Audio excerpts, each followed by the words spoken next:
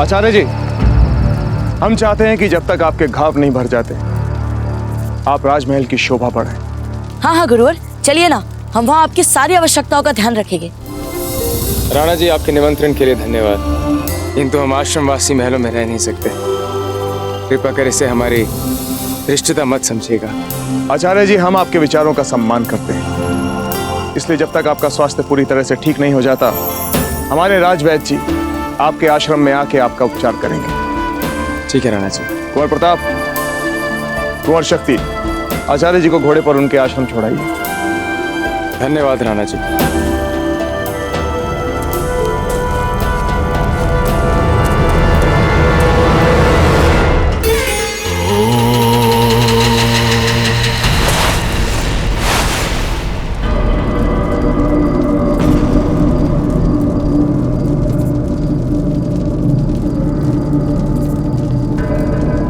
कुंवर प्रताप, जी राजराज। अब चिंता करने की कोई आवश्यकता नहीं, आप हमारे साथ राजमहल चलिए।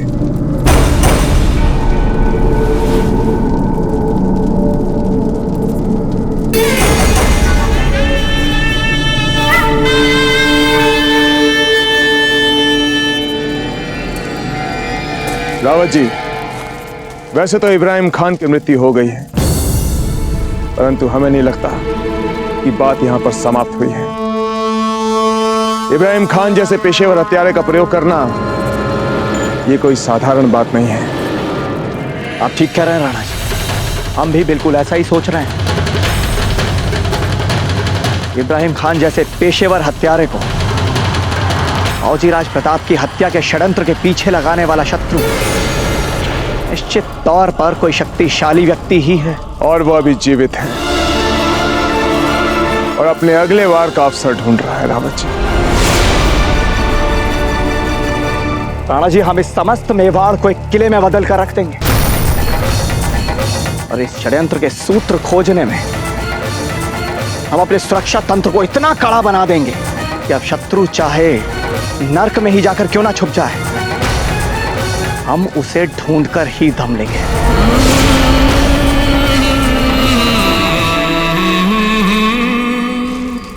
और पता है रानी माँ, तभी मुझे दादा भाई की आवाज सुनाई दी और मैं और गुरुजी उसी दिशा में भागे, और उसके बाद तो सब कुछ इतना जल्दी हो गया कि अब मैं क्या बताऊं।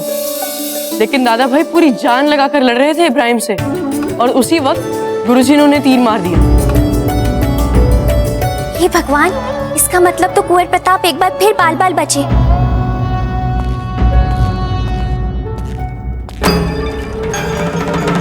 जीजा, सब कुछ जानकर भी आप बार बार ये सब क्यों करती हैं? हम बार बार क्या कर रहे हैं? जैसे आप जानती ही नहीं। आपको अच्छी तरह पता है कि कुंवर प्रताप के प्राण सदा संकट में रहते हैं, उसके बाद भी आप उन्हें गुरुकुल भेजती हैं। एक माँ होकर आपका मन इतना कठोर कैसे है? ये सब कुछ आप इसीलिए कर रही हैं ना, क्योंकि आप कुंवर प्रताप को राजा बनता देखना चाहती हैं। क्या हो जाएगा अगर वो राजा नहीं बन पाएंगे तो? कुंवर शक्ति भी तो होनहार है, योग्य है, इसके बाद भी आप कुंवर प्रताप के प्राण को संकट में क्यों डालती हैं जीजा? कुछ वर्षों के लिए जीजा उनको आप महल में सुरक्षित क्यों नहीं रहने देती? वैसे जीजा, धीर भाई जी बिल्कुल ठीक ही कह रही है ना। अब जब कुंवर प्रताप के प्राण हर समय ही संकट में रहते हैं तो हमारी कुंवर शक्ति भी तो बन सकते हैं ना मेवाड़ का राजा। हमने पहले भी आपसे एक बार कहा है और आज वापस दोहरा रहे हैं, राजकाज के मामलों में बिना सोचे समझे कुछ मत कहा कीजिए आप।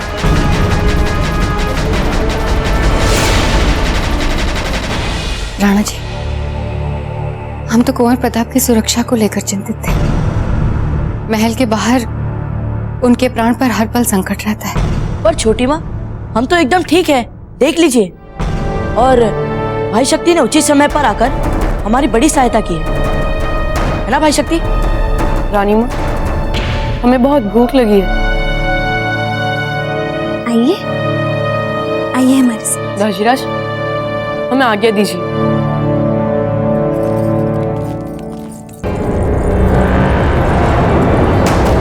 वैसे कुंवर प्रताप को गुरुकुल में भेजने का निर्णय हमें भी नासमझी का निर्णय लगता है। आज कुंवर प्रताप के साथ कुछ भी हो सकता था।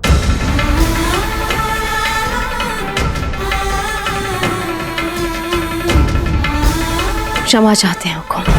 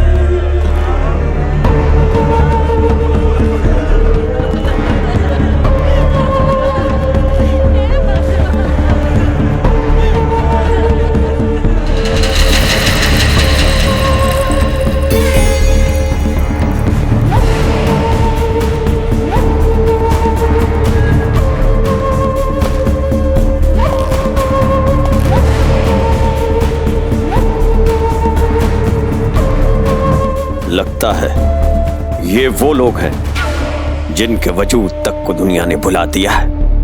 लगता है किसी को परवाह नहीं है इनकी। मैं भी तो इस समय यही चाहता हूं कि जब तक मैं न चाहूं मुझे भी दुनिया इसी तरह भूली रहे। आचार्य जी, अब तो आप जान ही चुके। इब्राहिम खान का यहां गुरुकुल में आना और कुंवर प्रताप की हत्या का प्रयास एक बहुत बड़ा षड्यंत्र है।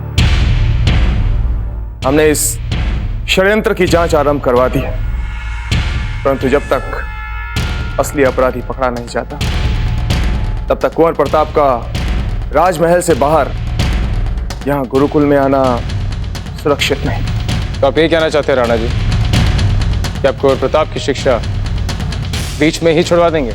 नहीं आचार्य जी, हम ऐसा सोच भी कैसे सकते हैं।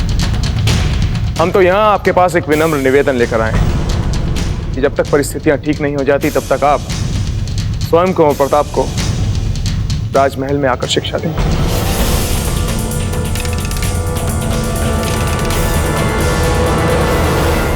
क्षमा कीजिए राणा जी, कुंवर प्रताप आपके पुत्र हैं, मेवाड़ के संभाविक नरेश हैं, किंतु हमारे लिए हमारे बाकी विद्यार्थियों की तरह मात्र एक विद्यार्थी हैं।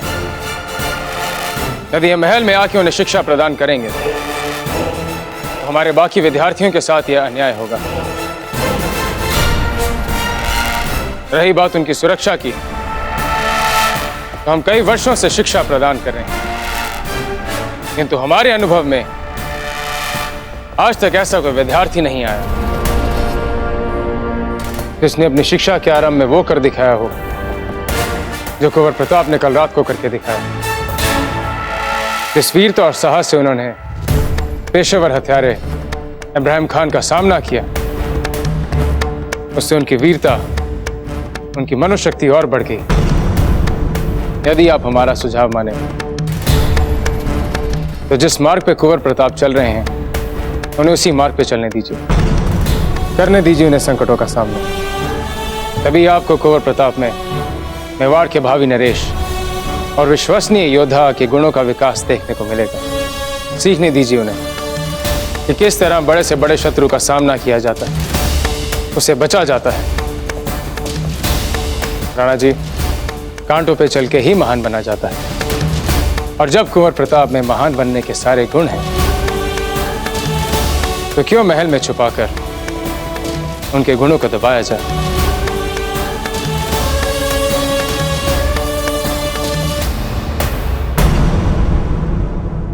नहीं धीर भाई जी, हमने आचार्य जी को समझाने का बहुत प्रयास किया है कि वो राजमहल में आकर कुंवर प्रताप को शिक्षा दें, परंतु उनका कहना है कि यह कुंवर प्रताप के हित में होगा अगर वो गुरुकुल में आकर शिक्षा लें। तो फिर क्या निर्णय लिया राणा जी आपने? यही कि हम अपने आदेशों को आचार्य जी पर थोपेंगे नहीं। कुंवर प्रताप की शिक्षा के मामले में जो भी उन्हें उचित लगे उन्हें करने दिया जाए। पर राणा जी, कुंवर प्रताप के लिए महल के बाहर संकट बढ़ता जा रहा है। पहले महल के बाहर संकट था, अब तो महल के अंदर भी संकट बढ़ता जा रहा है। हमारा तो आपसे यही सुझाव है राणा जी कि इसके पहले कि महल का ये संकट अनियंत्रित हो जाए, आप उनका सामना करके उन्हें रोक लीजिए। महल के भीतर के संकट, आप कहना क्या चाहती हैं धीर बाई जी? राणा जी, आपने खुद सुना ना सज्जाबेन को, कैसे कुंवर शक्ति को उत्तराधिकारी बनाने के लिए महत्वाकांक्षी। हम समझ नहीं पा रहे हैं धीर बाई जी, हमारे उत्तराधिकारी के विषय को बार बार क्यों उठाया जाता है, जबकि कुंवर प्रताप हर कठिनाई का सामना करके बार बार साबित कर चुके हैं कि वही योग्य उत्तराधिकारी है।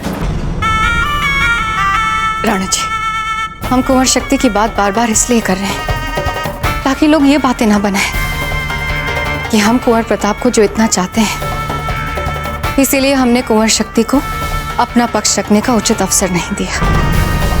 यदि आपकी निष्पक्षता पर कोई उंगली उठाए तो हमें बहुत बुरा लगेगा। तो क्या चाहती हैं आप, क्या करें हम? गुरुकुल में श्रेष्ठता की प्रतियोगिता होने वाली है। कुंवर शक्ति और कुंवर प्रताप में जो भी ये प्रतियोगिता जीते, उसे आप उत्तराधिकारी घोषित कर दीजिए। मेवाड़ की राजगद्दी पर कौन बैठेगा, इसका निर्णय हम गुरुकुल की शैक्षणिक प्रतियोगिता का परिणाम देख कर लें। तो इसमें बुरा क्या है राणा जी? कम से कम लोग इससे बातें तो नहीं बनाएंगे। ठीक है धीर बाई जी, अभी उस प्रतियोगिता में कुछ माह बाकी है, देखते हैं उसमें क्या होता है।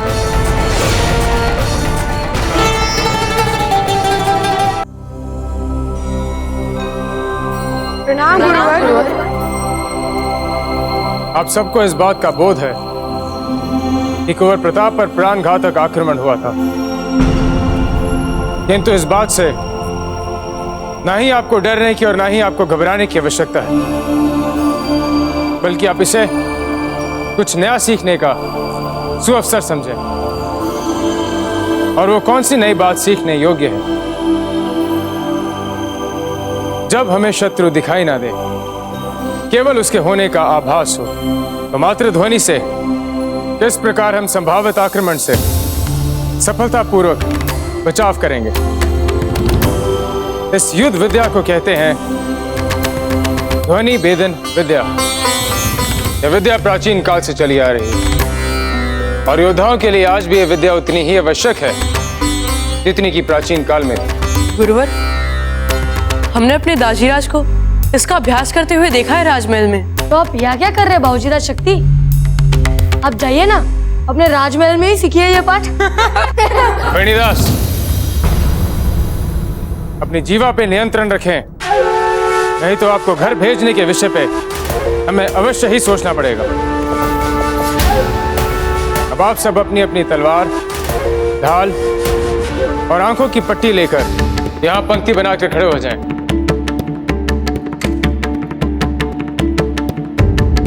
भाई शक्ति, वेणीदास की बात का बुरा मत मानिएगा, वो तो यूं ही हास प्रयास कर रहे थे।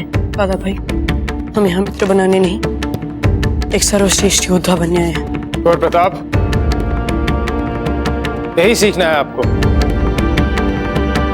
युद्ध के मैदान में शत्रु कब, कैसे, किस दिशा से आप पर वार कर दे कोई नहीं जानता। चालाक शत्रु कभी मित्र का चेहरा पहने तो कभी छिप कर वार करेगा।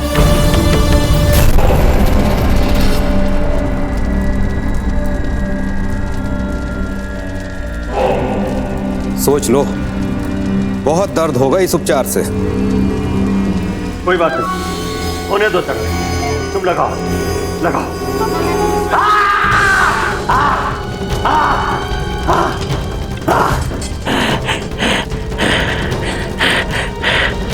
अल्लाह ने चाहा तो एक दिन किसी को इससे 100 गुना ज्यादा दर्द पहुंचाऊंगा मैं। लगा, एक और लगा, लगा लगा लगा।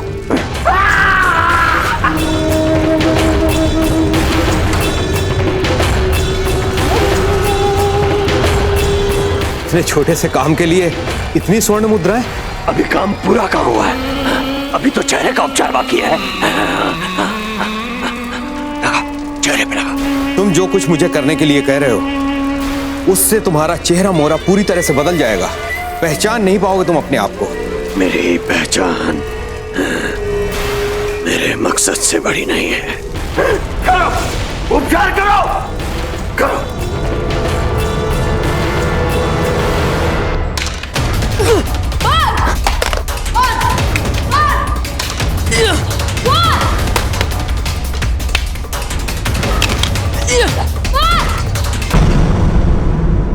सर्वोत्तम अभ्यास कुंवर शक्ति। थोड़ा और अभ्यास कर लें तो आप इस विद्या में पारंगत हो जाएंगे। कुंवर शक्ति ने सर्वोत्तम अभ्यास किया क्योंकि वे हर पल संभावित आक्रमण के लिए सचेत थे, अर्थात हर क्षण वे संभावित आक्रमणकारी से एक पग आगे थे। कुंवर प्रताप, अब आप अभ्यास आरंभ करें। जी गुरुवर।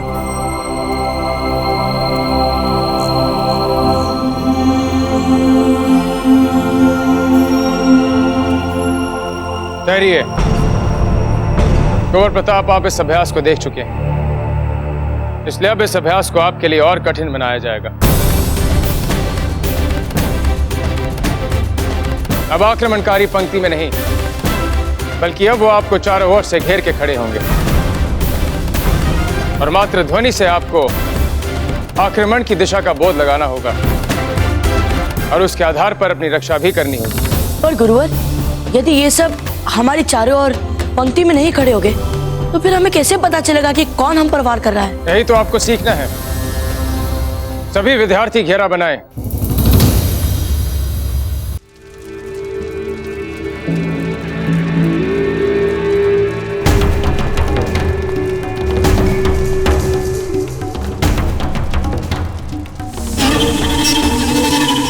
चेहरे का उपचार।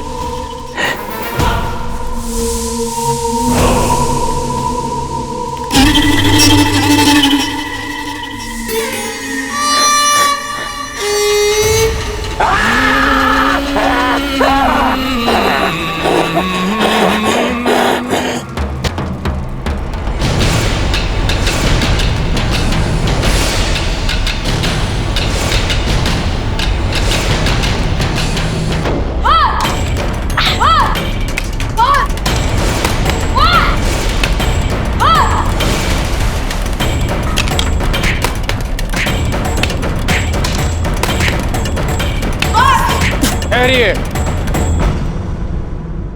ये क्या कर रहे हैं आप कुंवर प्रताप? ध्यान कहाँ है आपका? ध्यान को इधर उधर ना भटकने दें। आक्रमण की दिशा में कान लगाएं, एकाग्रचित होने का प्रयास करें। प्रारंभ करें।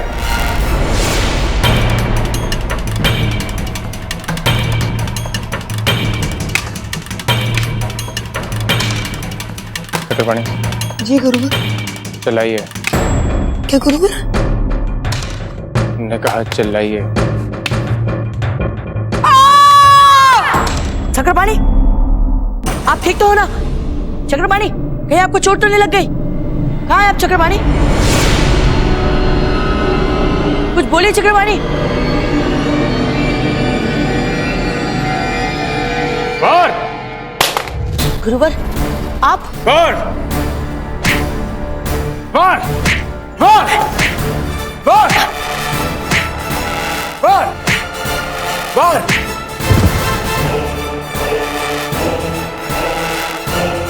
खड़े होइए कुंवर प्रताप।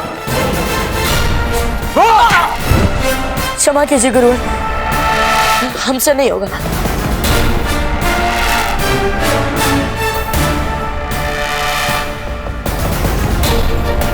खड़े होइए कुंवर प्रताप। आभास हुआ आपको अपनी भूल का। किस प्रकार आपने एक क्षण के लिए निर्बलता को स्वयं पर हावी होने दिया, अपने मित्र के प्रति लगाव की निर्बलता को शत्रु के संभावित वार से अधिक महत्व दिया। यही कारण है कि हम जैसा घायल शत्रु भी आप पर हावी हो गया। कुंवर प्रताप, आप में योद्धाओं वाली बुद्धि है किंतु योद्धाओं वाला मन नहीं। इसके लिए आपको अत्यधिक अभ्यास करना होगा। शांतनु, आज के अभ्यास में कुंवर प्रताप को 0 अंक दिए जाएं।